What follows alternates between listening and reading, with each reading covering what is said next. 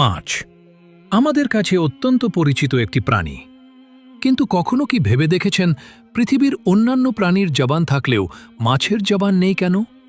কেন মাছের জবান কেড়ে নেওয়া হলো এবং কেন মৃত অবস্থায়ও মাছ খাওয়া হালাল করা হয়েছে?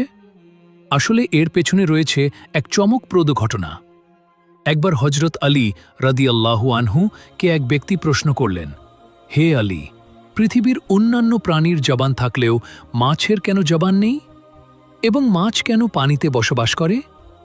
জবাবে হজরত আলী রাদিয়াল্লাহু আনহু বললেন, মাছেরও একসময় জবান ছিল এবং তারা কথা বলতে পারত, কিন্তু তারা নিজেদের ওপর জুলুম করার কারণে মহান আল্লাহ তাদের জবান কেড়ে নিয়েছেন। তখন ওই ব্যক্তি আবার প্রশ্ন করলেন, হে আলী, মাছেরা নিজেদের ওপর কি জুলুম করেছিল?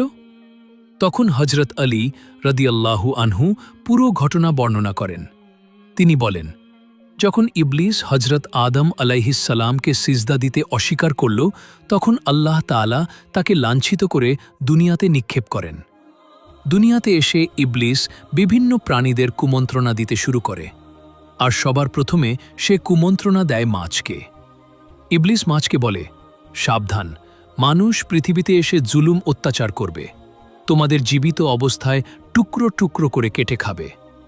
সেই সময় মাছেরা পানির পাশাপাশি স্থলেও চলাচল করতে পারত এবং তারা কথা বলত। ইবলিসের এই কথা শুনে মাছেরা ভয় পেয়ে যায়। তারা সমুদ্রের অন্যান্য প্রাণীদের কাছে এই কথা ছড়িয়ে দিতে শুরু করে। মানুষের বিরুদ্ধে সবাইকে একত্রিত করার চেষ্টা করে। তখন মহান আল্লাহ তাআলা তাদের এই আচরণের কারণে শাস্তি দেন।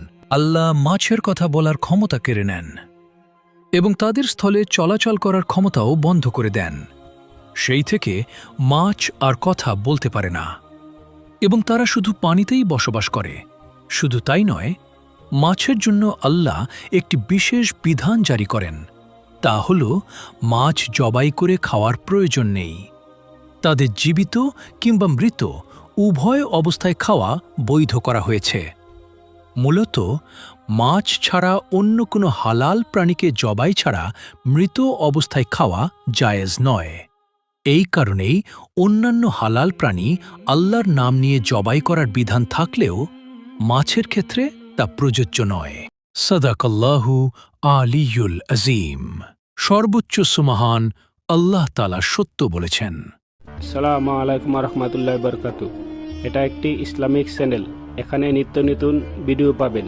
ইসলামিক ভিডিও পাওয়ার জন্য চ্যানেলটি সাবস্ক্রাইব করুন এবং পাশে থাকা বেল আইকনটি বাজিয়ে দিন।